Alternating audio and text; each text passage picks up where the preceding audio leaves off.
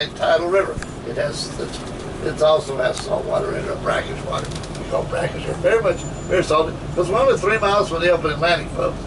Over here in front of us, to your right, the Baker House, that's a condominium today, that's the old Baker Hospital. Regrettably, they went out of business there no longer. There's no Baker House. They moved up North Charleston, they kind of went out of business there. Yes, they were in a bad location. Now over here to your, in front of you, be on your right when I turn here. This apartment over here, they're getting ready to tear it down because it's 6 inches a year into the marsh. Oh wow. They're going up here, kind of doing all their planning, everything. Now, ma'am, look over here to your right, to the water. Look how the buildings reflect into the water. Yep. And the buildings over here left that will do the same thing. Now here's an interesting thing up here, guys. Look up here, these two buildings. The one over here, the yellow building on your right, was built in the 20th century. The one across, just right across the street, the white one, was built in the 19th century. As they filled in the land, folks, they have built, okay? But only a block and a half over is the Ashley River, the marsh. Now, when you turn over here on Broad Street, you must make that fabulous decision which side of Broad Street you want to live on. If you live over here on the right side, you live what they call south of Broad. But that takes too long to say, ma'am, so we refer to you as SOBs. But you look too nice to be an SOB, so I'm moving you over to the left side, okay? Well, you're slightly north of Broad. At that point, you're an SNOB snob. That's how you're going to be a snob or an SOB. Okay? Now, guys, they pay between $500,000 up to $13 million for this house. For that, wow. They get these wonderful diesel buses coming through the neighborhoods from 9:30 in the morning to about 4:30 in the afternoon. 7 days a week, almost 365 days a year. After we got, you saw the carriage there coming in front of us. It was in front of us there. They come through. And then you tourists come by from sunrise to sunset. And if they leave their front door open, you walk in, think it's a museum house. And then, guys, you spend all that money. You got to paint this wood every 2 to 3 years. If not, look over here to the gray house over here on your right, past the brown one. You see what happens to the wood. Oh my. And the paint when you don't paint it every 2 or 3 years. It has cracking and peeling, and maybe you see some up here in front. You can even see some of the wood that's they're going to have to replace planks up here in front. If they build it out of special siding that won't do that? Oh yeah, you can put fiberglass siding if you want to, but nobody wants to do that. They just want to keep it natural wood, like the original house was. Well, the siding is 21st century, you know. Now over here to your left is the Cathedral of St. John the Baptist. Now this first building burned in that 1861 fire. The present building, it took the end of the 19th, beginning of the 20th century to build it back up. You'll want to run over here real quick and look up, and you'll see that steeple was not replaced. I put up there till the end of the 21st century. That's made out of Connecticut brownstone, by the way. Wow. Now over here, the fence over here to your left, the little plaque there is for St. Andrew's Hall. And it was in that hall, folks, on December 20th, 1860, that the Ordinance of Secession was signed, the sign of secession from these United States. Now we're right here, 2 houses over here. The one over here to your left is John Rutledge. He's first signed the Constitution, signed by his first governor. Across the street's his younger brother, Edward Rutledge. He signed the Declaration of Independence, and he was also governor. By the way, folks, both of these houses are on Parade of Breakfast. You stay in either one. The last time I saw for the yellow one over there, rates, and it's just under new management, last time was off-season, $250 a night. Now, this is the on-season, it's $450 a night. And we're getting crossing King Street again, okay? And we're coming up here to what Ripley and I call the Four Corners of Law, folks.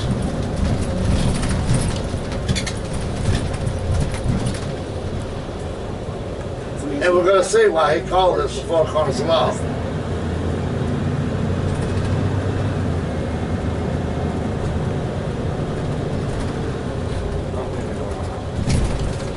Okay. All right, if you look over here to your left, folks. The green building with the tan trim, you see it over here to your left? That was built, just the first and second floor, that was built in 1752 as the provincial capital of the province of South Carolina. When we got our independence, that became South Carolina's first state house, okay?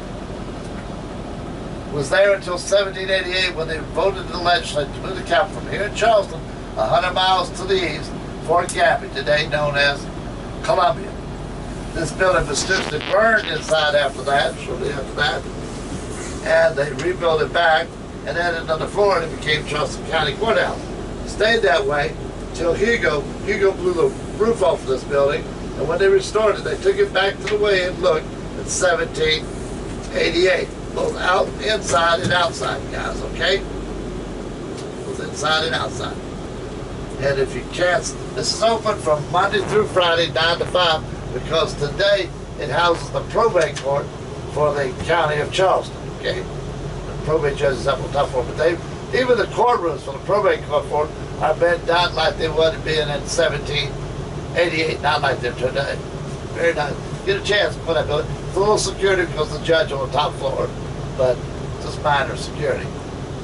Like, man, you got to run it through an X-ray. So guys, you got to empty your pockets. That's all.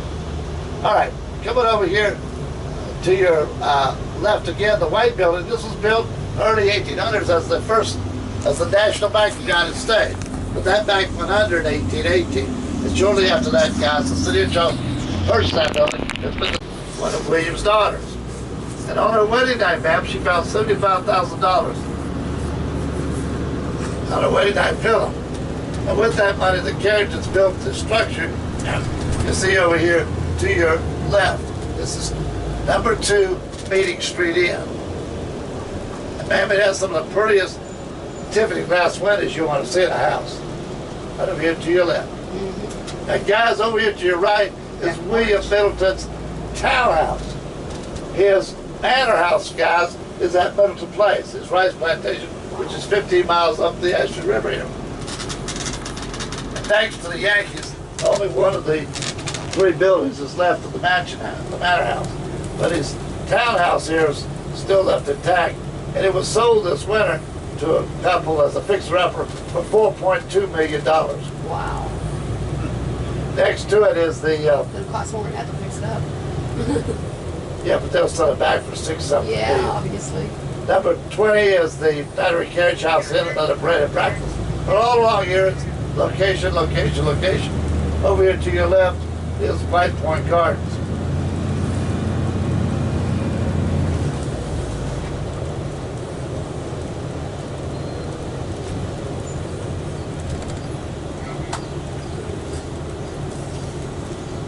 Now down here on you, got it, hold on a little bit. All right, come on. Get through there, come on. So that. Over here to your right. This house was sold this winter to a couple from Roanoke, Virginia, with $7.75 million, and they're getting ready to move in. Now, you guys are familiar with the guy by the name of Donald Trump, right? Oh, yeah. Trump Tower. Trump Tower's up in New York. But you know, he has a good tan on him, doesn't he? You think he gets that in New York City? No, I don't think so.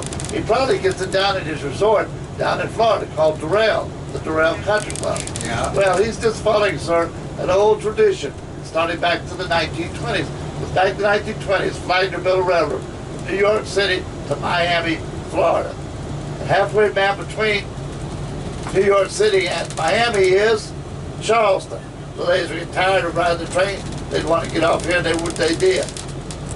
And they'd stay at hotels like the Francis Mary Hotel I showed you up there in town, and the hotel over here to your right. This is the Fort Sumter Hotel, folks. One is built in the 1920s and referred affectionately, architecturally as early Miami. Today it's a condominium, and it's called the Fort Sumter House.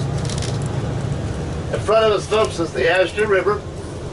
Charleston, they say when the Ashton and Cooper River come together, the Atlantic Ocean is formed. Now, across the river there, folks, that is a sea island. That's where that Gullah Geechee culture developed. This island did not have a bridge on it until 1899.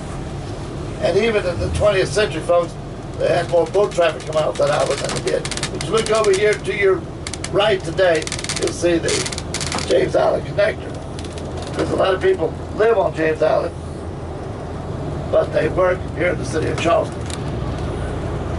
Now, on that island in the 1800s, folks, they planted sea island cotton, ma'am, and the Irish came here and bought that country back to Ireland and turned it into fine Irish linen.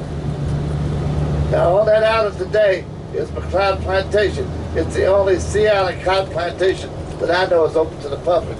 Go in there, it's $10 admission fee. Go in there and you can see the original 1850s plantation owner's house, the original wood plantation cabins where the slaves and then the freemen stayed, and the gin house where they gin the cotton, got the cotton seed out of the cotton, and also a cotton gin of the type they use out there at the plantation. They have one that they found, not the one that was used out there. Come all the way to the end of James Island. See the buildings down here at the end of the island? That's Fort Johnson. That's the only fort built in the harbor of the bay by the British before the American Revolution. And we're from Georgia. Over here on your left, the monument here to your left is for the Confederate defenders of Fort Sumter. Okay. Now next to it, guys, is a cannon off the Keokuk. Keokuk was an ironclad.